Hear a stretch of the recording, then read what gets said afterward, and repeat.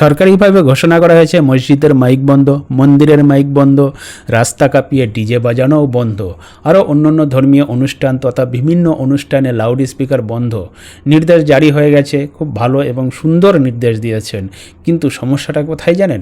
সমস্যাটা হচ্ছে একটা নির্দিষ্ট সম্প্রদায়কে জব্দ করা হচ্ছে। কারণ অনেক মসজিদে মাইক খোলা হয়ে গেছে, কিছু মসজিদে আজান বন্ধ হয়ে গেছে, আবার অনেক মসজিদে লাউড স্পিকার অনেক কমিয়ে দিয়ে আজান দিচ্ছে। তাহলে দেখা যাচ্ছে রাজ্য সরকার এই নির্দেশটা একটা সম্প্রদায়ের উপরেই কার্যকারী হচ্ছে।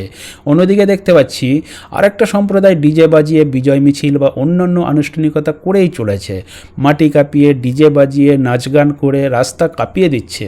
কিন্তু কেন? এই নির্দেশটা কি ওই সম্প্রদায়ের জন্য কি ছিল না? নাকি এক কথায় বলতে গেলে চলে জোর যার মুলুক তার, নাকি শুধু মুসলিমদের জব্দ করার উদ্দেশ্যেই এই নির্দেশটা ছিল?